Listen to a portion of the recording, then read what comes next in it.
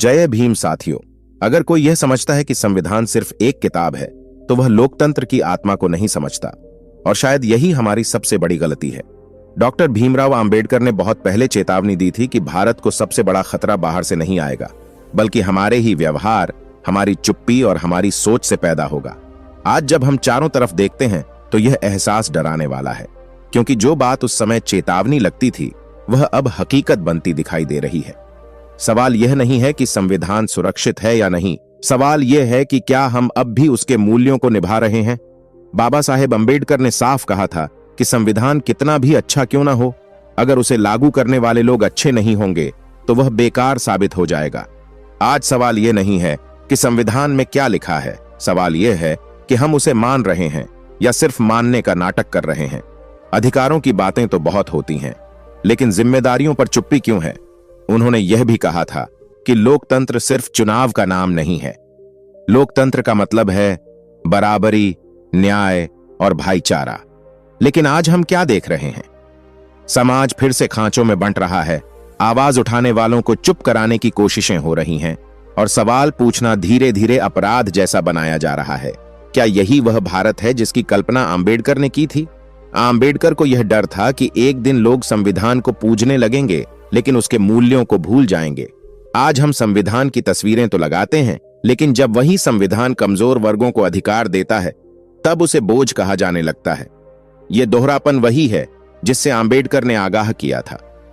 उन्होंने यह भी चेताया था कि अगर सामाजिक लोकतंत्र नहीं होगा तो राजनीतिक लोकतंत्र ज्यादा दिन नहीं टिकेगा। आज 2026 में यह सवाल बहुत जरूरी है। क्या समाज में सच में बराबरी है? क्या सम्मान जन्म से तय होता है या इंसान होने से? अगर जवाब साफ नहीं है तो खतरे की घंटी बज चुकी है। आंबेडकर जानते थे कि सत्ता बदल सकती है, सरकारें बदल सकती हैं, लेकिन अगर सोच नहीं बदली तो शोषण नए रूप में वापस आएगा। आज भाषा बदली है, चेहरे बदले हैं, लेकिन कई बार इरादे वही पुराने दिखते हैं। यही कारण है कि उनकी चेतावनियां आज और ज्यादा प्रासंगिक लगती हैं। यह वीडियो किसी डर को फैलाने के लिए नहीं है, बल्कि याद दिलाने के लिए है। संविधान कोई एहसान नहीं है, यह संघर्ष से मिला अधिकार है, और जो अधिकार संघर्ष से मिलता है उसे लापरवाही से खोया भी जा सकता है। आंबेडकर हमें डराना नहीं चाहते थे, वे हमें जगाना चाहते थे। अब सवाल आपसे है, अगर आंबेडकर आज होते तो क्या वह हम पर गर्व करते या फिर वही कहते जो उन्होंने दशकों पहले कहा था? लोकतंत्र तभी जिंदा रहता है जब जनता जागरूक रहती है।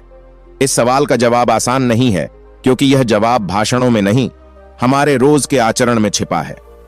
डॉक्टर भीमराव आंबेडकर मानते थे कि जागरूकता सिर्फ नारे लगाने से नहीं आती, बल्कि सच को समझने और सही के साथ खड़े होने से आती है।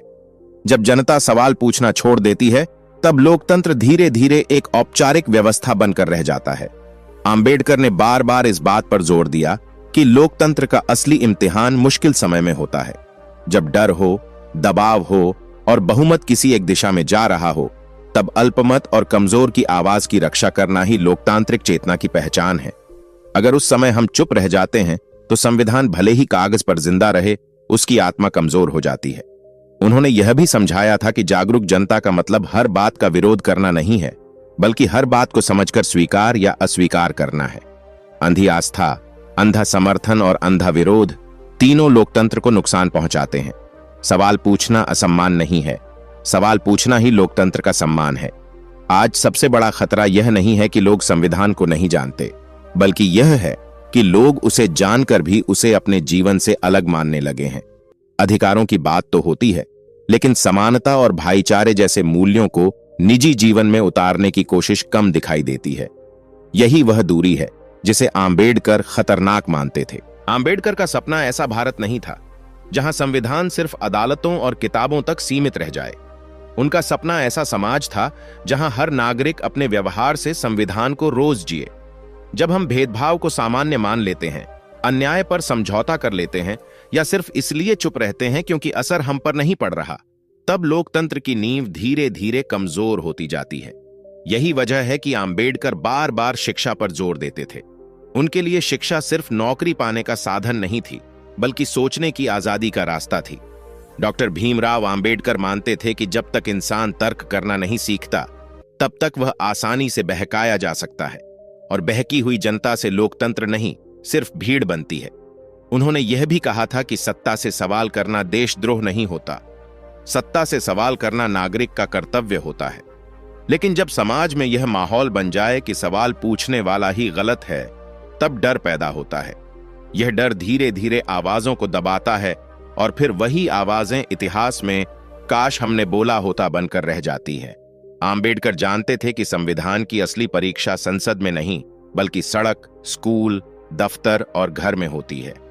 जब हम रोजमर्रा की जिंदगी में बराबरी का व्यवहार नहीं करते, जब जाति, धर्म या हैसियत के आधार पर इंसान को आंकते हैं, तब हम अनजाने में उसी संविधान को कमजोर करते हैं जिसकी रक्षा की बातें हम करते हैं।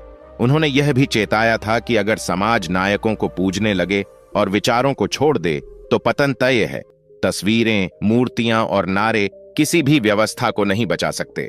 व्यवस्था तब बचती है जब उसके पीछे के विचार जिंदा रहते हैं, और विचार तभी जिंदा रहते हैं जब लोग उन्हें समझकर अपनाते हैं। इसीलिए यह सवाल बार बार लौट कर आता है कि हम किस दिशा में जा रहे हैं। क्या हम सिर्फ अधिकारों की भाषा जानते हैं या जिम्मेदारी की भी समझ रखते हैं? क्या हम असहज सवालों से बचते हैं या उनका सामना करते हैं? यह सवाल किसी एक व्यक्ति या समूह के लिए नहीं है। यह सवाल हर उस नागरिक के लिए है जो खुद को लोकतंत्र का हिस्सा मानता है। अगर आपको लगता है कि यह बातें सिर्फ सुनने के लिए नहीं, बल्कि सोचने और समझने के लिए जरूरी हैं, तो यह वीडियो यहीं तक सीमित नहीं रहना चाहिए। इसे लाइक कीजिए ताकि यह आवाज और लोगों तक पहुंचे, कमेंट कीजिए ताकि आपकी सोच सामने आए, और इसे शेयर कीजिए ताकि यह चर्चा हर उस इंसान तक पहुंचे जिसे भारत और उसके लोकतंत्र से मतलब है। डॉक्टर भीमराव अंबेडकर का सपना कुछ लोगों तक सीमित नहीं था, वह सपना हर भारतीय के लिए था। ये बातें किसी एक वर्ग, जाति या विचारधारा के लिए नहीं है। यह हर उस नागरिक के लिए है जो इस देश में आजादी, समानता और सम्मान के साथ जीना चाहता है। ये वीडियो हर भारतीय को जानना चाहिए, क्योंकि संविधान किसी और का नहीं, हम सबका है। जब तक हम इसे समझेंगे नहीं, इसे जिएंगे नहीं, तब तक आम्बेडकर के विचार अधूरे रहेंगे। और अगर यह विचार आप तक पहुंचे हैं तो जिम्मेदारी आपकी भी है कि इन्हें आगे पहुंचाएं। जय भीम, जय संविधान।